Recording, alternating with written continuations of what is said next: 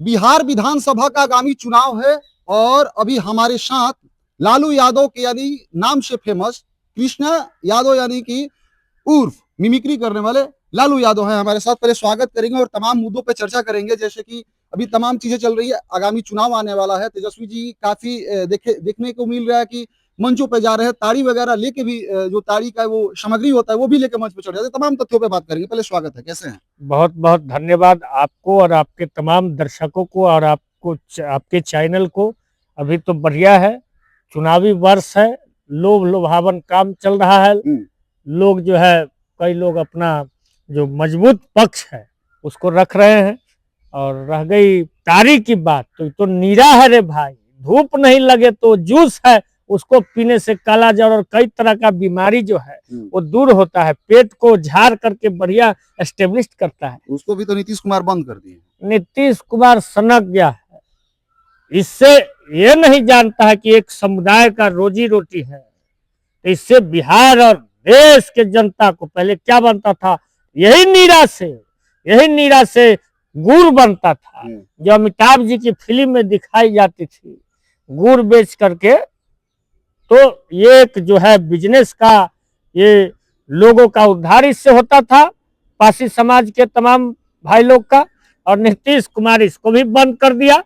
तो पासी समाज ये इस बिहार विधानसभा के चुनाव में पूरी जोर इनसे बदला लेने का काम करेगी, वोट के चोट से। क्या लग रहा है तेजस्वी जी के पक्ष में पासी समाज के जितने लोग हैं वो आएंगे? बिल्कुल, वो सब लोग हमारे पक्ष में हैं और हम लोगों ने उनका सपोर्ट किया है, वो हम लोग को समर्थन दिए हैं। पूरा यहाँ पटना में एक जगह था, वहां पे बड़ा उन लोग का महाजुटान हुआ था। क्या लग रहा है कि विधानसभा में अभी जो चुनाव आने वाला है, तेजस्वी जी कह रहे थे जातीय जनगणना का बात हो रहा था, केंद्र सरकार मान भी ली, राहुल गांधी जी भी कह रहे थे, तो क्या देख रहे हैं जातीय जनगणना जो एनडीए जो बीजेपी वाले लोग हैं वो कह रहे हैं कि नहीं जातीय जनगणना अब होगा, तो क्या लग रहा है कि इस पे जो बिहार का पॉलिटिक्स है जातीय जनगणना से असर करेगा, या फिर तेजस्वी जी के साथ जनता खड़ा रहेगी, या फिर एनडीए के साथ इस बार नजर आएंगे? क्या लग रहा है आपको, क्या लग रहा है? ये जो मांग था जातीय जनगणना, बीपी मंडल जिन्हें उठाया था, और उसके बाद जननायक कर्पूरी ठाकुर, बाबू लालू प्रसाद, शरद यादव और रामविलास पासवान जी, सब लोग मिलजुल करके इसको उस समय 73 में इसकी लड़ाई और न्याय रखा था। आज बीजेपी को झुकना पड़ गया कि जाति जनगणना को लागू करना हो गया, मजबूर कर दिया हम लोगों ने बीजेपी को। इस डर से देखा कि बिहार विधानसभा चुनाव है, इसलिए जातीय जनगणना डर के मारे ये लोग लागू किया है। तो अभी तो अंगड़ाई है जातीय जनगणना, आगे और लड़ाई है। और इस बार नीतीश और भाजपा की 25 में विदाई है, इसी बार तेजस्वी की अगुवाई है और तेजस्वी की सरकार बनेगी। नीतीश कुमार को हम लोग धो करके उधर बीजेपी को फेंकेंगे। ये अभी लड़ाई शुरू है। जातीय जनगणना हम लोग तो उसका सपोर्ट करते हैं शुरू से। तो करते हैं, तो क्या लग रहा है बीजेपी तो दाव खेल दी है, क्या लग रहा है पासा पलटने वाला है क्या? यही बीजेपी क्या बोलती थी कि जातीय जनगणना नहीं होनी चाहिए, क्यों नहीं होनी चाहिए? तो आज बीजेपी वही फेंका हुआ थूक चाट करके और फिर करने का काम किया। क्या बोलता था जननायक कर्पूरी ठाकुर को, कर्पूरिया तेरा काम है अस्तूरा लगाना, कौन बोलता था? और आज हम लोगों ने इतना मजबूर किया कि कर्पूरी तेरे अरमानों को दिल्ली तक पहुंचाएंगे और बाबू कर्पूरी जी को भारत रत्न हम लोगों ने दिलवाने का काम किया। कौन झुक रहा है? बीजेपी हर एक मुद्दा पर झुक रहा है और फेंका हुआ थूक चट रहा है और हम लोग चटवा रहे हैं। लेकिन कहीं ना कहीं हर सिक्का को जिस तरह से दो पहलू होता है, एक तरफ पहलगाम में जो जिस तरह से अटैक हुआ, टेरर अटैक काफी निंदनीय था। इसके बाद जातीय जनगणना का जो बीजेपी ने दाव खेला, तो कई लोग कह रहे हैं कि ये जो पहलगाम में जो हमला हुआ उसको तोपने के लिए, ढकने के लिए, उस फेलियर को बचाने के लिए बीजेपी ये कर रहा है। क्या लग रहा है आपको, क्या लग रहा है? देखिए, पहलगांव जो टेररिस्ट अटैक हुआ ये मुद्दा अलग है।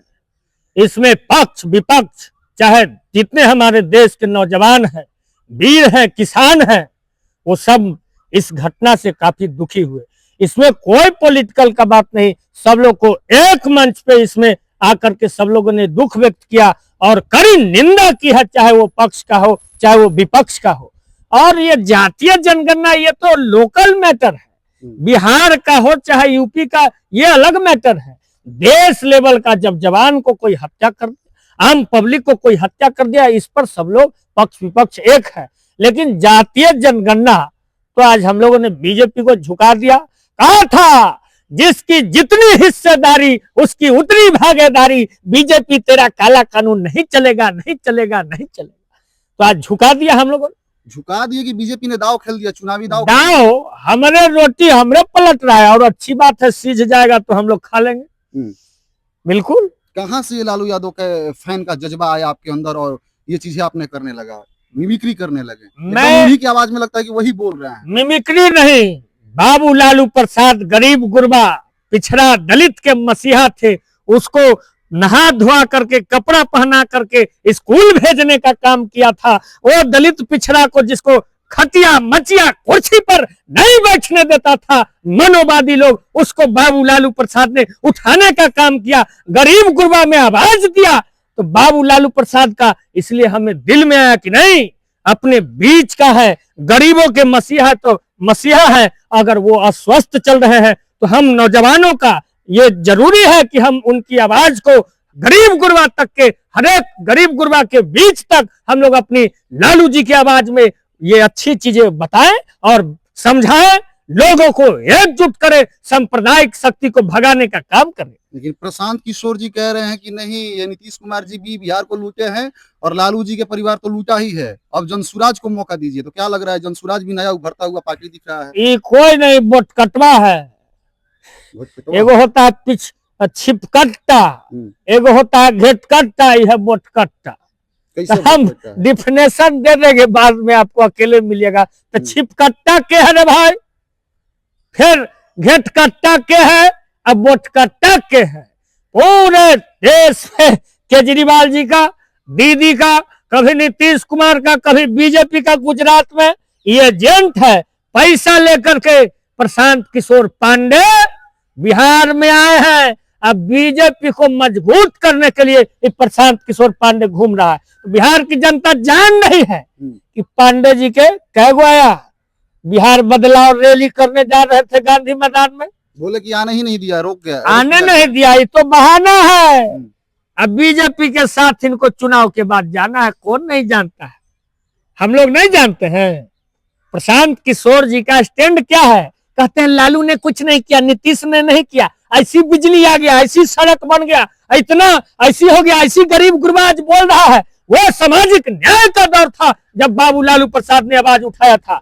आज जो दौर है वो आर्थिक न्याय का दौर है। आर्थिक और सामाजिक न्याय को हटा करके आज बेरोजगारी का दौर है, नौजवान का दौर है, किसान का दौर है। उस पर क्यों नहीं बोल रहे प्रशांत किशोर पांडे? रोजगार पे क्यों नहीं बोल रहे? शराबबंदी पे बोल रहे हैं कि 1 घंटे में चालू करवा देंगे। अरे यही तो दुर्भाग्य है, या फिर से वही बात कर रहे हैं।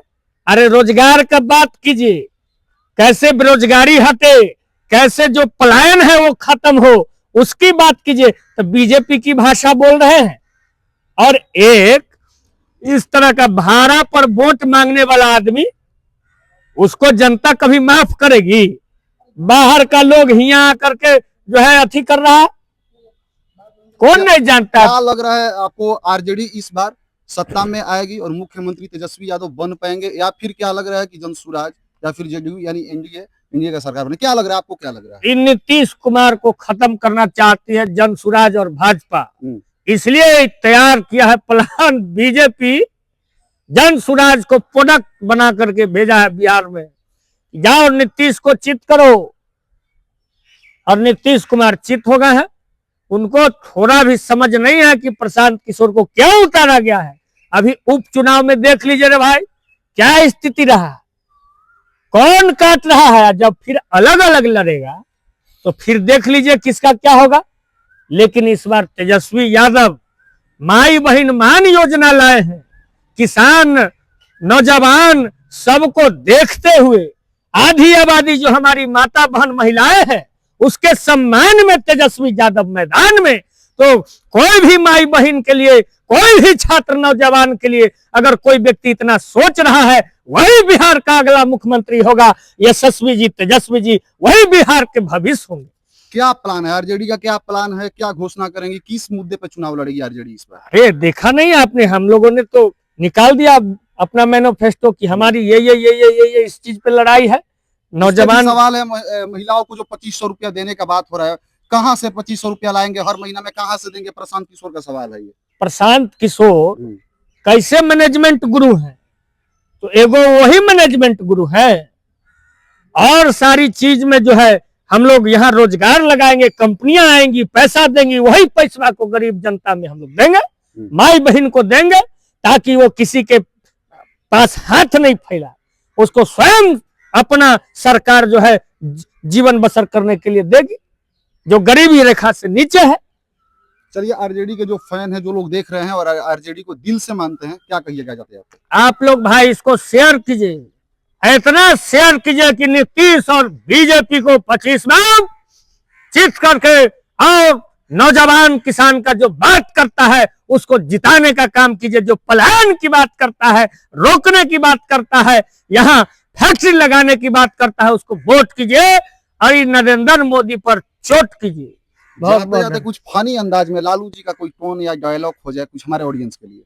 लागल झोलनिया में धक्का बलम कलकत्ता, तो इसको गुजरात इस बार भेज दो मोदी जी को, और नीतीश को चित कीजिए आप लोग। बहुत बहुत